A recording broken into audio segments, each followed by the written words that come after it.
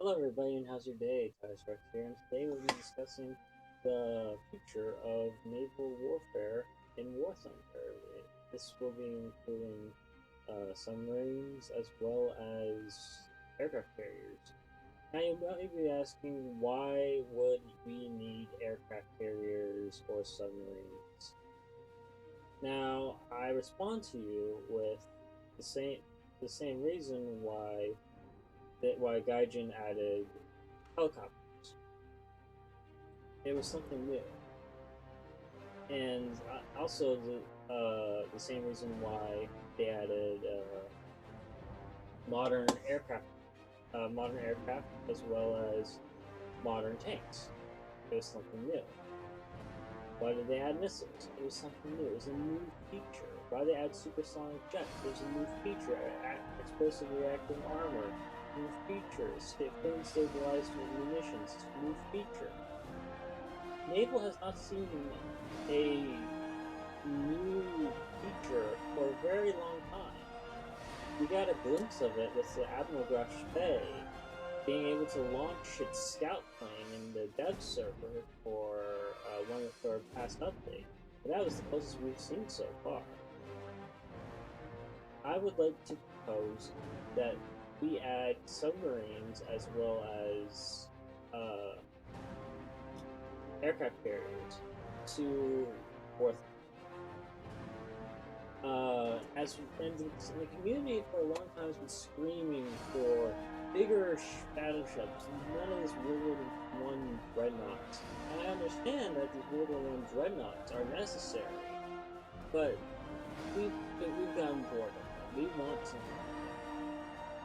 Now with these dreadnoughts, they make sense for early battleships, so we can have one or two of them in the field. But it doesn't make sense at all to have each country rolling out with three to four dreadnoughts at a time. It makes no sense. So I do realize with this latest leak that we had, that Gaijin is now adding World War II battleships, which is a great improvement. They're also adding ships like the Hood, and if you look at the Hood's armament historically, they are adding a battlecruiser that actually has some decent AA. So, and I'm expecting these other battleships to also have decent AA, minus the ones that are in their World War I configuration. But now let's talk about trying to implement these newer ships. So this is a transitional period that we're currently in. The Gaijin has taken a calculated risk, in my opinion, saying that, oh, we know that the players are going to hate Naval for this little bit, but we need them to hate it for a little bit in order for them to like it in the long term. They're making short-term pain for long-term gain. So they can have all this compression in and the crappy matchmaking, because it just sucks. The matchmaking sucks right now for Naval. You can't for reserve destroyers will constantly get matched with mid-tier to high-tier cruisers and destroyers, and they just get their ass handed to them. It's not really that fair. So I suggest of course, doing the obvious and adding giving what the community wants, and that's submarines, aircraft carriers, as well as these newer battleships. These new battleships like the Missouri and Bismarck and Yamato. I know Gaijin is adding the sister ship of the sister ship of Bismarck, which was Turpix, which is essentially the same ship. So that means that they're going to add a premium that is Bismarck, and they are adding Agincourt and not Warspite. even though Warspite's 10 times more famous. So they're going to probably make her a premium. And they're also adding Arizona and not Texas.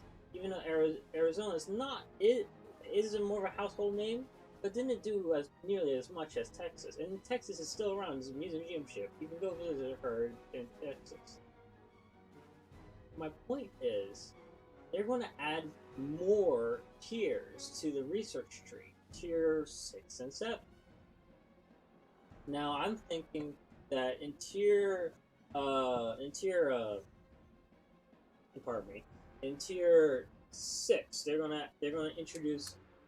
I'm just suggesting that they might introduce that this would be a perfect time for them to introduce uh, more of the heavy duty World War II battleships and battle cruisers.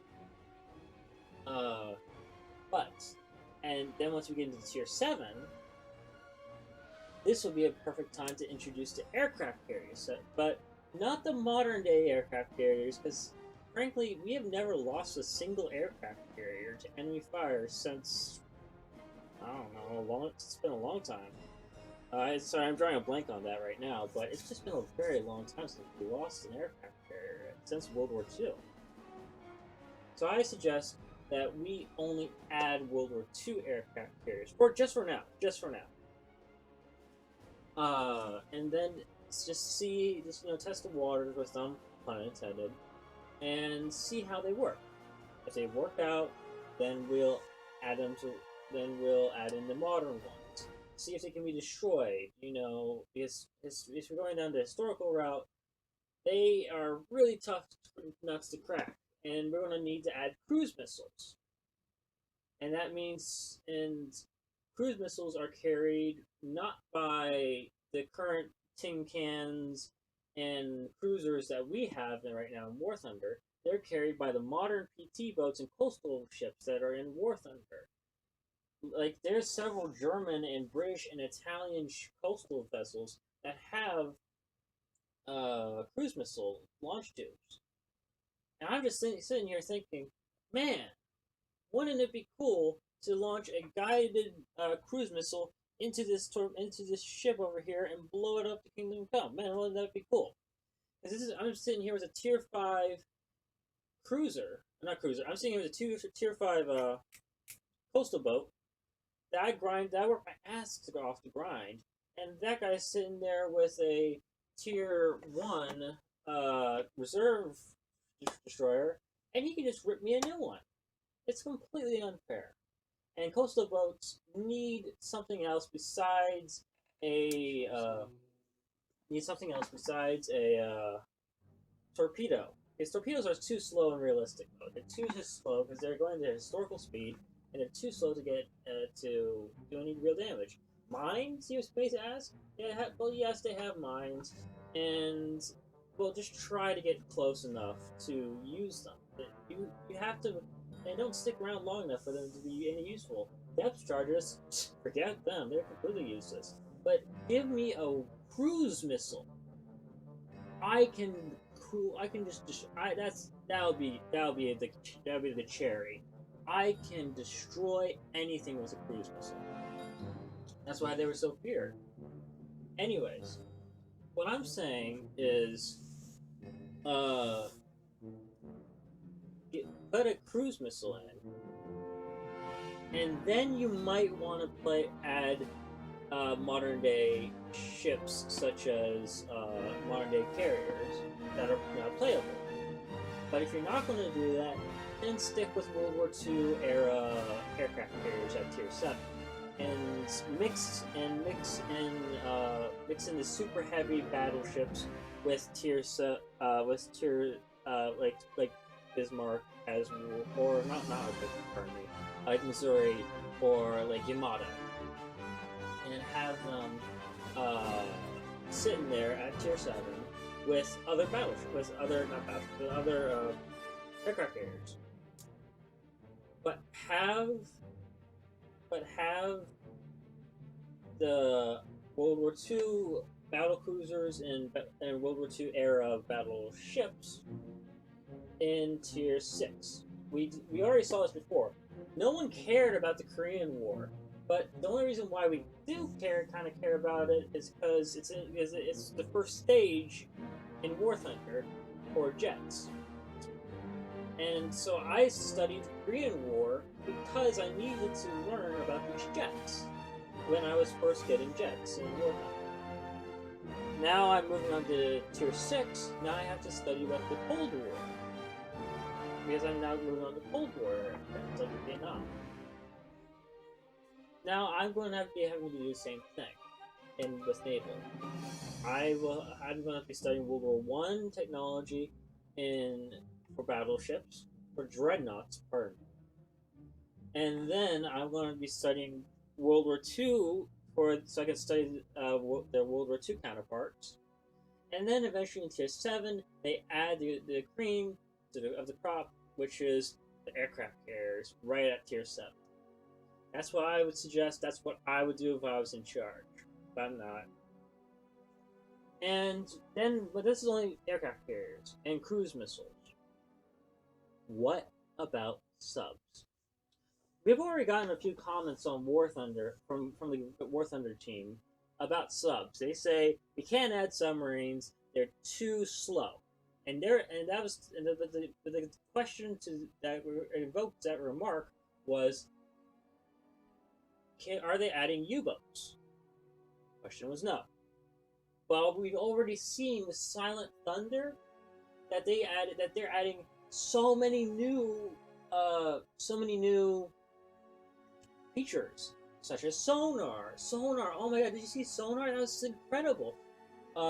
Player guided torpedoes. That was huge. And what else are they adding?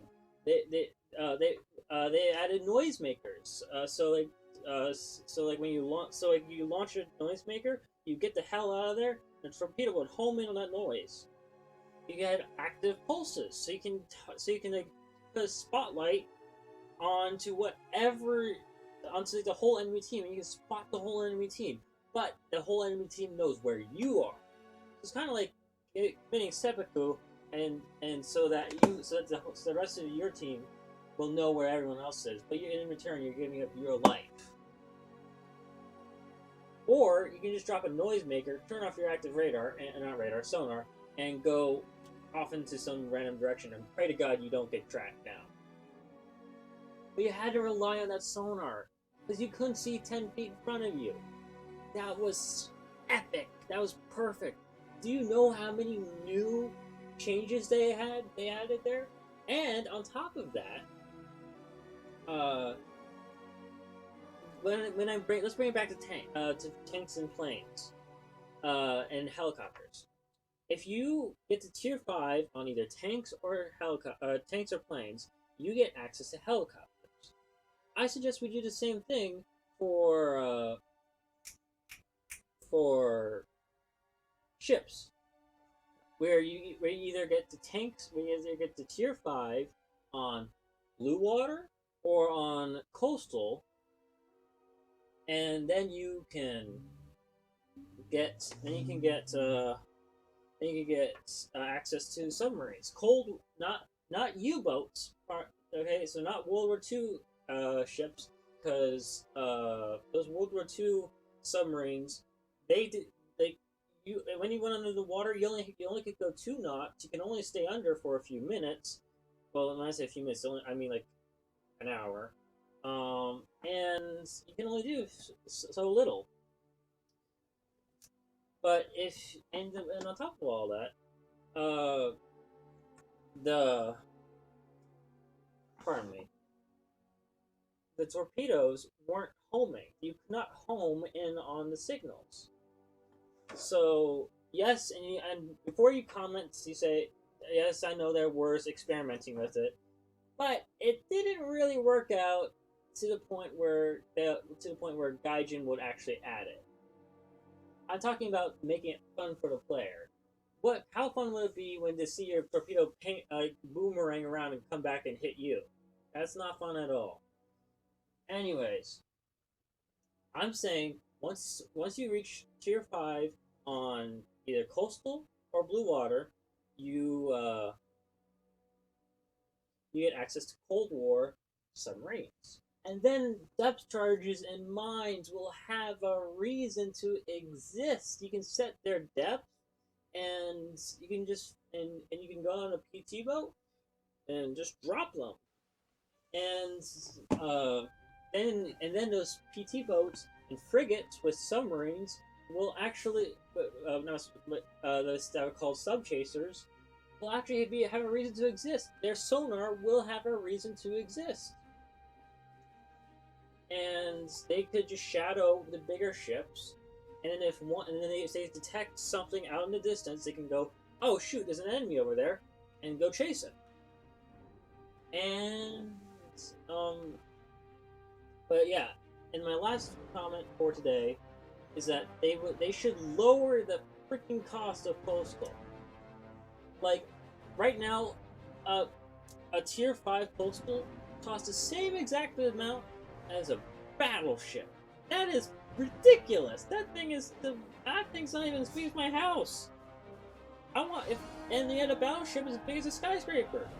I should be paying that much for a battleship, but not something as big as like my car. Like, jeez. And also, if they lower the price on the coastal ship, and then make it so that you can get so if you want to get to tier 5 and so you play as submarines, it'll encourage people to go on the coastal tree instead of the blue water tree. So if you lower the price on the coastal tree, and then say, okay, if you want to get if you get to you can get to submarines faster if you go down the coastal tree, that will encourage people to play coastal. And coastal is really the most underplayed game mode in all of War Thunder, even on your sim. It's really sad, and coastal really needs an upgrade. Anyways, that has been my thoughts on aircraft carrier and submarines. Thank you very much for watching, and